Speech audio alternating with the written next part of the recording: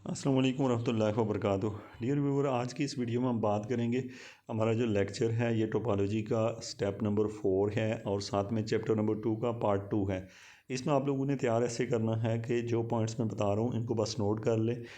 बहुत simple word में मैं आपको सारी चीज़ें बता रहा हूँ। एट द एंड जाके पूरे चैप्टर की समरी बताता हूँ, उस पर ज़रूर फोकस किया करें, पॉइंट्स को नोट कर लें।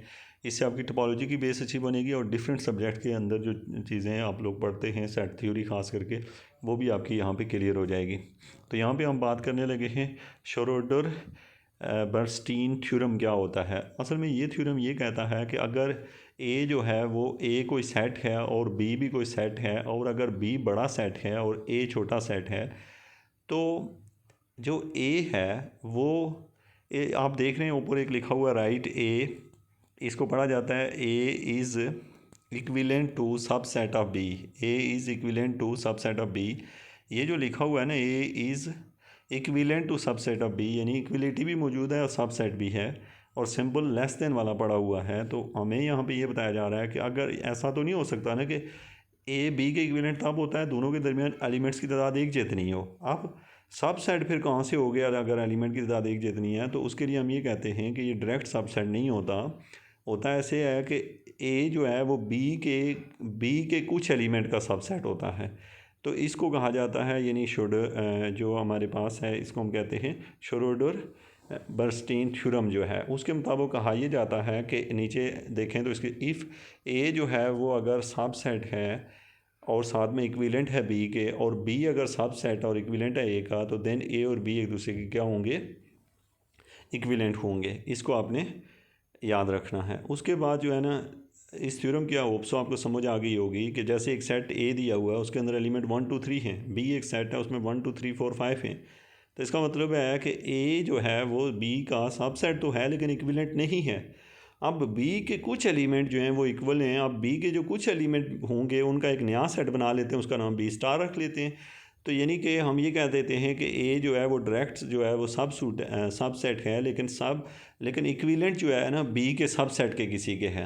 होप्स हो कि आपने इसे अंडरस्टैंड किया होगा। थ्योरम नंबर 3.8 में कहा गया है कि अगर एक्स कोई सेट है और वो वाई से बड़ा है, और वाई वो इस सबसेट और वो x1 से बड़ा है, तो इसका मतलब है कि जो x है, अगर अगर ऐसा हो कि x अगर x1 के इक्विवेलेंट होगा, तो फिर लाजमी तौर पे x जो है वो y के भी इक्विवेलेंट होगा।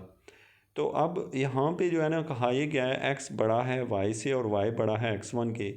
तो अगर ये इस तरह बड़े हैं तो सवाल पैदा होता है कि फिर इनके अंदर ज़ाहिर है y के अंदर एलिमेंट ज़्यादा होंगे और x1 के अंदर उसके भी ज़्यादा एलिमेंट होंगे। तो फिर ऐसा कैसे हो सकता है कि x1 जो है वो x के इक्विवेलेंट हो जाए? असल में उसने कहा है कि लेट अगर ऐसा हो तो देन फिर x जो है y के भी इक्विवेलेंट होगा।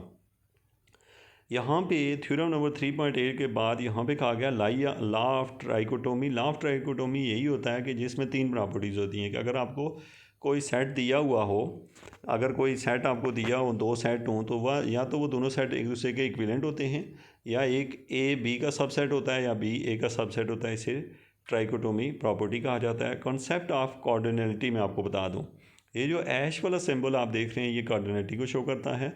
आपसे को पूछता है कोऑर्डिनेटी ऑफ ए बताएं या कोऑर्डिनेटी ऑफ बी बताएं, तो उसका मतलब क्या होता है कि यानी कि कोऑर्डिनेटी जो होती है वो बेसिकली, वैसे में ये आपने एक बात ज़हन में रख लें, फ़र्ज़ किया कि एक सेट के अंदर 6 एलिमेंट हैं और दूसरे के अंदर भी 6 हैं, तो आपसे को पूछता है कि इन दोनों की कोऑर्डिनेटी क्या है, तो आप कहेंगे सेम है। तो अब हम कहते हैं कि नीचे जो लिखा हुआ है कि ये जो ऐश और ब्रैकेट में ए इक्वल टू ऐश ब्रैकेट में बी, तो यहाँ पे ये कहा गया है कि अगर ए बी के दोनों की कोऑर्डिनेटी अगर बराबर होगी तो दोनों एक दूसरे के इक्विवेलेंट होंगे। अब इक्विवेलेंट का मतलब ये होता है कि कोऑर्डिनेटी का मतलब होता है नंबर्स, उनकी तादाद है इसका। और जो ए और बी हैं, ए और बी जो होते हैं वो बेसिकली इक्विवेलेंट तब होते हैं जब उनके अंदर तादाद एक जितनी हो। इक्वल नहीं है, 2 सेट इक्वल होते हैं तब जब उनके अंदर तादाद भी एक जितनी हो और एलिमेंट भी सेम हो। लेकिन इक्विवेलेंट तब होते हैं जब एक के एलिमेंट्स दूसरे के एलिमेंट से क्या करते हों? मैच होते हों। अब नेक्स्ट वन जो है यहाँ पे आगे आपको बताया गया है कोऑर्डिनेटी के ऊपर थोड़ा सा आपको पता हो। सपोज मैं कहता हूँ आपसे मेरे पास एक सेट है, उसके अंदर 10 एलिमेंट हैं, दूसरे सेट के अंदर 20 एलिमेंट हैं, इन दोनों की कोऑर्डिनेटी बताएं तो पहले की कोऑर्डिनेटी 10 हो गई, दूसरे की 20 हो गई। को पूछता है क्या दोनों की कोऑर्डिनेटी जो है बराबर है, आप कहते हैं कोई नहीं बराबर है। तो आप ये समझ गए होंगे कि ये कोऑर्डिनेटी का क्या मतलब है। उसके बाद थ्योरम 3.8 में कहा गया है कि अगर कोऑर्डिनेटी ऑफ ए जो है वो कम हो कोऑर्डिनेटी ऑफ बी से, एंड साथ में बी की कोऑर्डिनेटी ए की कोऑर्डिनेटी से कम हो, तो इसका मतलब दोनों की इक्वल होती है। यानी कि आपको ये हम आपने पढ़ा हुआ है कि अगर ए सब सेट है बी का और बी सब सेट है ए का, तो इसका मतलब ए और बी एक दूसरे इक्वल होंगे। तो यहाँ पे वही बात की गई है। नीचे जाके एक फिगर दिखाया गया है फाइव फिर ब्रैकेट के अंदर फिर 2 बार 5 इस तरह। अब आपसे को पूछता है इनकी कोऑर्डिनेटी बताएं, तो जो एम्प्टी सेट होता है उसकी कोऑर्डिनेटी 0 होती है, जिसके अंदर एक एलिमेंट होता है उसकी कोऑर्डिनेटी 1 होती है, जिसके अंदर 2 एलिमेंट होते हैं उसकी कोऑर्डिनेटी 2, जिसके अंदर 3 एलिमेंट होते हैं उसकी कोऑर्डिनेटी 3 होती है। और ओपन जो इंटरवल या क्लोज इंटरवल है उसकी कोऑर्डिनेटी का नाम हमने सी रखा हुआ है।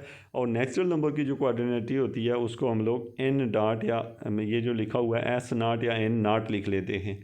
तो कोऑर्डिनेटी आपको पता नहीं चाहिए। यहाँ पे याद रखिएगा कि जो नेचुरल नंबर की कोऑर्डिनेटी होती है वो इंटरवल की कोऑर्डिनेटी से कम होती है, क्योंकि जो इंटरवल होता है यानी 0 1 उसके दरमियान इनफाइनाइट मेनी नंबर हैं। ये आपको समझो 0 और 1 के अलावा चूँकि ये इंटरवल जो होता है वो रियल नंबर का पार्ट होता है, और रियल नंबर के कोई 2 कंसेक्टिव नंबर आप कभी ज़िंदगी में नहीं ले सकते। यानी कि कोई बंदा आपसे कहता है 2 कंसेक्टिव रियल नंबर बताओ, तो आप कहते हैं कि कभी भी 2 कंसेक्टिव रियल नंबर नहीं होते, क्योंकि हर 2 रियल नंबर के दरमियान एक रियल नंबर मौजूद होता है। तो मैं आपको ओवरऑल ये बता दूं कोऑर्डिनेटी के लिहाज से, जो कि प्रीवियस लेक्चर में आपने पढ़ा था कि close interval, open interval, real, चूँकि रियल जो नंबर होते हैं वो भी इंटरवल ही होते हैं, तो इसलिए उन सब की कोऑर्डिनेटी को हम सी कहते हैं। और इसके अलावा जो बाकी जितने भी हैं जैसे नेचुरल नंबर की कोऑर्डिनेटी को यहाँ पे हमने एस नॉट या एन नॉट लिख लें। बाकी एक सेट है उसके अंदर अगर 5 एलिमेंट है तो उसकी कोऑर्डिनेटी 5 होगी। उसके बाद है ये थ्योरम आपने पढ़ा होगा कंटूर थ्योरम, जिसको हम कहते थे द कंटिन्यूम हाइपोथेसिस।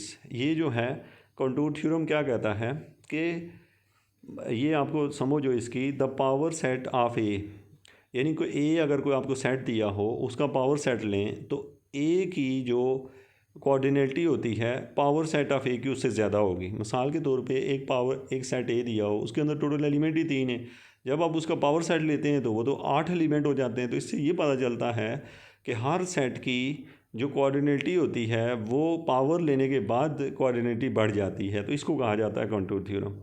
उसके बाद जो है ना इसके साथ साथ यहाँ पे एक बात और कही जाती है, it is also natural to ask if there exist a set whose coordinate lies between S naught and C, then conjunction that the answer to this question is negative to known as the continuum hypothesis।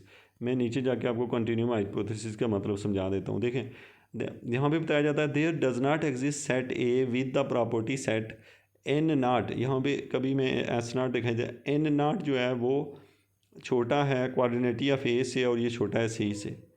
तो ये कहते हैं कि null hypothesis इसको क्यों कहा जाता है। नल मीन के इसके अंदर कुछ भी नहीं है, मतलब यहाँ पे ये कहा जा रहा है कि कोई एस नॉट है और एक सी है, उसके दरमियान में एक सेट ए है, उसकी कोऑर्डिनेटी एग्जिस्ट नहीं करती। आई डोंट नो क्यों नहीं करती, ये बात मुझे ठीक तो नहीं लग रही। अच्छा, ये इन 1963 it was shown the continue hypothesis is independent for over axiom of the set theory. ये सेट थ्योरी की और इसके ऊपर मैं जो है ना तफसील में नहीं जा रहा, चूँकि ये पॉइंट जब मैंने ये देखा है अभी इस पॉइंट के ऊपर मैं ज़्यादा मैंने चूँकि इसके ऊपर फोकस नहीं किया, इसको मैं कंटिन्यू हाइपोथेसिस के ऊपर मज़ीद डिस्कस अभी फ़िलहाल नहीं कर रहा। और फिर उसके बाद है पार्शली आर्डर सेट। क्या होता है पार्शली आर्डर का मतलब ये होता है, देखें आर्डर का मतलब होता है तरतीब से। जैसे एक घर में अगर 5 लोग रहते हैं तो वो एक आर्डर में हैं, मतलब एक छोटा है, दूसरा उससे बड़ा है, तीसरा उससे बड़ा। यानी 2 बहन भाई हैं तो एक छोटा है या दूसरा छोटा है, यानी बहन बड़ी है भाई से या भाई बड़ा होगा बहन से, या दोनों एक जितने होंगे। तो ये जो चीज़ होती है हम कहते होते हैं कि ये एक आर्डर है, एक तरतीब है। तो यहाँ पे हम आर्डर को इस सिंबल से लिखते हैं और इसमें 3 प्रॉपर्टीज़ होती हैं जिसको हम लोग वही।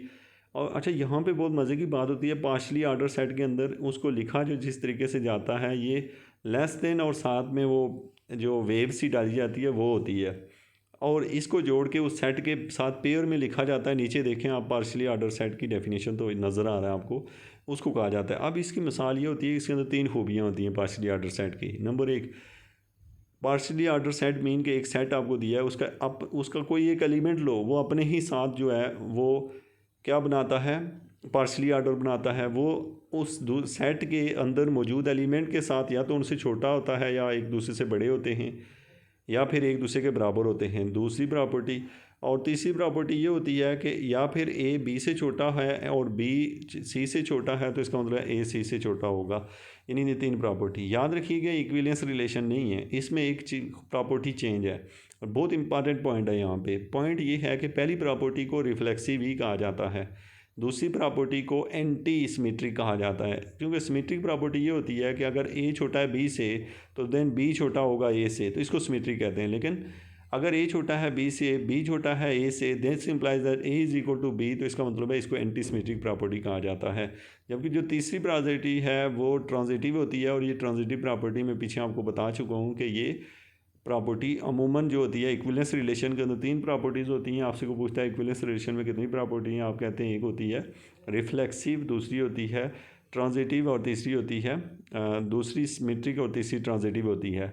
लेकिन जहां हम पार्शियली ऑर्डर की बात करते हैं तो उसमें तीन प्रॉपर्टीज़ हैं, जिनमें से दो तो वही हैं, लेकिन दरमियान वाली प्रॉपर्टी का नाम एंटी सिमेट्रिक रखा गया होता है। उसके अलावा जो है स्टूडेंट, आपसे ये कहा जाए कि अगर ए सबसेट है बी का, तो और साथ में बी अगर सबसेट है ए का, that's mean A equal to B है। अब मैं थोड़ा सा और आपको ये बता दूं कि वर्ड लिखा हुआ है एग्जांपल 4.2 में natural order. Natural order mean के आप खुद देखते हैं, कोई दो रियल नंबर ले लें, उनमें नेचुरल ऑर्डर मौजूद है। मसलन मैंने एक रियल नंबर 1 ले लिया, दूसरा 1.1 ले लिया, डेफिनेटली 1.1 ग्रेटर है 1 से, तो ये एक नेचुरल ऑर्डर है।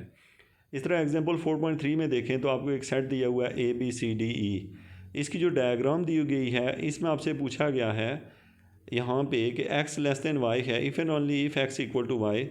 यहाँ पे ना इस डायग्राम को समझ के इसके कुछ पॉइंट्स जो है ना वो मैं आपको यहाँ आपको बताऊँगा कि यहाँ पे 2-3 लफ्ज़ यूज़ किए जाते हैं ख़ास तौर पे, या इस तरह की डायग्राम आई हो एग्ज़ाम में, तो वो कौन कौन से वर्ड्स होते हैं जो पूछे जाते हैं, ये नीचे जाके मैं डिस्कस करूँगा। यहाँ पे मुझे चूँकि शायद अभी नज़र नहीं आ रहे यहाँ पे, तो मतलब ये कि मुझे टोटली या लीनियरली ऑर्डर। अच्छा, टोटली ऑर्डर का मतलब ये होता है कि एक सेट के अंदर जितने भी एलिमेंट हैं उनके दरमियान छोटे बड़े का रिलेशन मौजूद होता है, तो वो टोटली ऑर्डर होता है। यहाँ नीचे जाके तो हम अच्छा, इन्वर्स क्या होता है, आर इन्वर्स। आर एक रिलेशन को कहते हैं, यानी आपको पता है A क्रॉस B निकालते हैं तो वहाँ से एक रिलेशन आर निकलती है, तो इसको कहते होते हैं। और उसका इन्वर्स कैसे लेते हैं, ये सारी चीज़ें मैं नीचे जाके डिस्कस करता हूँ। सबसेट ऑफ ऑर्डर्ड सेट क्या होता है, subset of ordered set, ordered set का सबसेट क्या होता है, मतलब ये कि ऑर्डर सेट कोई दिया हो, जैसे 1 2 3 तरतीब में कोई है, तो उसका सबसेट डेफिनेटली वो ऑर्डर ही होगा। नीचे जाके मैं कुछ पॉइंट्स आपके क्लियर करवाऊँगा, ये जो एरोज़ पड़ी हुई हैं इनके बारे में। फर्स्ट एंड लास्ट एलिमेंट, हाँ ये जो क्वेश्चन है आपको बताना चाहिए, फर्स्ट एलिमेंट कौन सा होता है, लास्ट एलिमेंट कौन सा होता है। लास्ट एलिमेंट वो होता है जिसकी तरफ सारे एरो जा रहे होते हैं, और फर्स्ट एलिमेंट वो होता है जिससे सारे निकल रहे होते हैं। अब हम आते हैं जैसे कि नीचे एग्जांपल 6.1 में देखें तो इसमें यह कहा गया है कि यहाँ पे the A is the last element. आपसे को पूछता है कि ए लास्ट एलिमेंट क्यों है, इस डायग्राम से बताएं। तो याद रखिएगा ए लास्ट एलिमेंट इसलिए है इस डायग्राम में क्योंकि जो ए एलिमेंट है इसके साथ हर एक इसकी तरफ फ्लो करके आ रहा है, हर पॉइंट इसकी तरफ फ्लो करके आ रहा है, लेकिन इसके अंदर फर्स्ट एलिमेंट कोई भी नहीं है, क्योंकि सॉरी ये लास्ट तो है।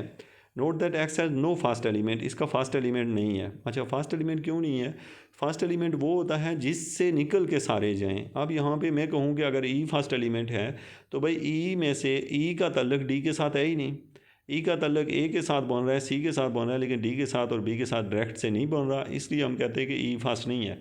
सी फर्स्ट इसलिए नहीं है कि सी की तरफ एक लाइन लगी, दो लाइनें सी की तरफ जा रही हैं, तो जो फर्स्ट एलिमेंट होता है उसकी तरफ कोई भी एरो नहीं आ रहा होता है। अब एग्जांपल के तौर पे कोई बंदा आपसे पूछता है कि जो नेचुरल नंबर है उसका फर्स्ट एलिमेंट क्या है, तो आप कहते हैं 1 है, और लास्ट एलिमेंट हमें नहीं पता।